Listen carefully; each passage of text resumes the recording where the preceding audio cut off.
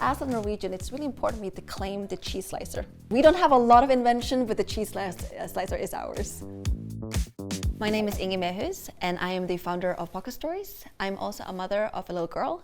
I am from Norway, and I'm currently living here in the Netherlands. While I was studying, I started to volunteer in an organization that was helping refugees to integrate. And I started becoming very passionate about migration and what drove people to migrate. And that led me to work with local nonprofit organization and UN. And while I was working with the UN, I started to notice this very black and white narrative about migration. Who is really a migrant? And there was these two narratives that was driving. Either migrants are really good or migrants are really bad. And while I was kind of getting this professional interest in migration, I started also really reflecting on my own story. Who am I? Am I a migrant? And at the age of 27, I realized that yes, I am a migrant. As an adoptee, I might not be voluntary, but I did migrate from Korea to Norway. And then I asked myself, am I good or am I bad? Or what is there in between? And as I started doing my work and started listening to more stories, I realized that being a migrant is just a label. It describes the situation, but not actually the person. So the label in itself doesn't tell anything about our childhoods, who we are today, or what we dream of at night. And those are the kind of nuances that I want to provide with Pocket Stories, who are all of us. And I believe that we all have stories that we can share that connects us all. How I view migration is that migration is just simply people moving from one place to another for better living conditions. But better living conditions can be so many different things. It could be for getting a better job, study opportunities, you can move for love, it can be for safety, adventure, or just simply better climate. So all of us, we migrate one way or the other, and migration itself is part of the human biology. It's a natural part of who we are as the humankind. And migration has been part of the humankind long before we even created stories about countries and borders or passports. It is something that we always done in order to evolve, to innovate, and to connect. And that's still very relevant to this day.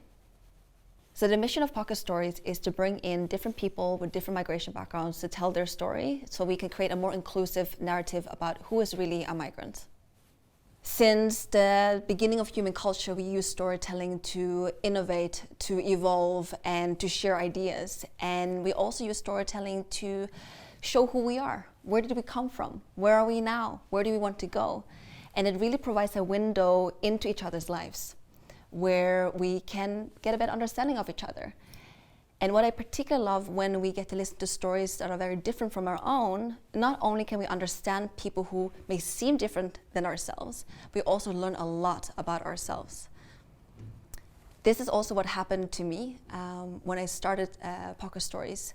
I met two women when I was working with migration in Tajikistan, and they told me they're completely different migration stories. They were completely different to each other, but they were also different to mine. But I remember listening to their stories, and I was 27 of age at that time, and I looked at them and I said, oh my gosh, I'm a migrant too. And they had the most compassionate reaction that said, well, of course, Ingi, of course you're a migrant. You are absolute Norwegian, but you're also Korean. But it took me a really long time to come to the realization that I am a migrant. Just because I tried for so long to be, I am Norwegian, I am Norwegian. That was my mantra the whole time.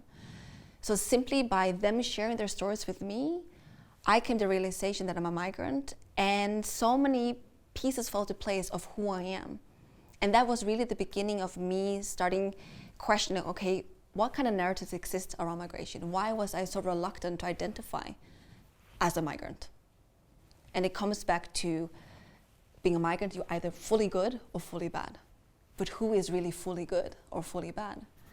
And that led me to initially found Pocket Stories, because I was really curious, okay, what more can happen when people come together and share their vastly different migration stories?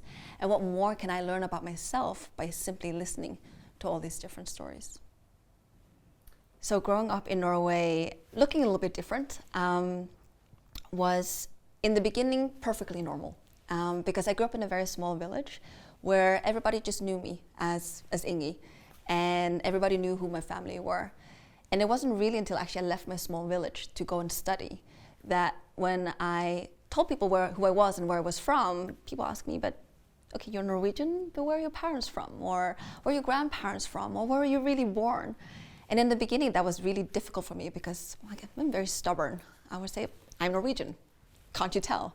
And I felt really frustrated. And at one point I realized this question wasn't always intended as something negative. I realized it was also me who hadn't accepted the full person as I am. Yes, I am Norwegian, but I am also Korean. And it took me a really long time to accept that and embrace that. And now that I'm also a mother and I have a daughter, it's been really almost strange to realize that she's half Korean. Because in my head, she's half Norwegian, half Dutch. But she is actually this mix of Korean, Norwegian, and Dutch. And because my partner and I were also quite international, she also has this English influence. So her identity is even more complex than mine, but that's not something negative, it's really a gift. And I believe that it's something that can be seen as a superpower because you can navigate different cultures and places easier because you come with this knowledge that becomes very natural to you. Whenever people have to flee war or any other dangerous context, it is very powerful to see when people are super generous with donating money and any kind of materialistic goods.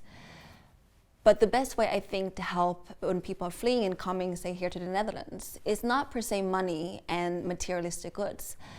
It is really about being a good neighbor and donating your time and your friendship. That is what I believe most of us need, because whenever somebody moves to a new country, it is that basic network, friendship, and support that all of us need, no matter who you are and whatever reasons that led you to come to this country. So I was honored to be invited by TEDx to tell my story because they have a big platform, a platform much bigger than mine, where I could share my story. And what I do hope by telling my story is that more people will be inspired and feel invited to share theirs. So the response I got from my TEDx talk was there were people approaching me and saying they felt really happy to hear that more people were challenging who is really a migrant. Because right now there are more people with privilege who feel that, well, I feel like a migrant, but because I maybe be in the expat bubble, I feel like I am imposing on people with less privilege when I am talking about my experience of integrating a new country. And at the same time, people who are fleeing war and are a refugee also appreciate kind of expanding on the concept of migrant, because they said we don't like being put in a situation where we're always considered as somebody to pity. Yeah. You know, we are whole beings, we are whole humans, and being a refugee or being an expat is just one part of the story. And that is what I try to do with my Texas talk, is that who is really a migrant? Well, in my view, I believe all of us are migrant at least one part of our life. We do see a more polarizing world right now, and we are served more black and white stories.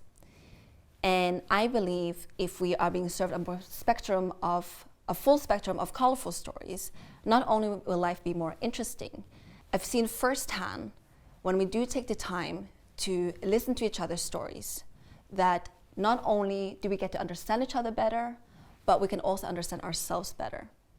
And this full spectrum of colorful stories will enrich our lives. And my invitation to everybody is to know that you also have a colorful story to share. And don't be afraid to share it with your loved ones, your neighbor, or even a stranger.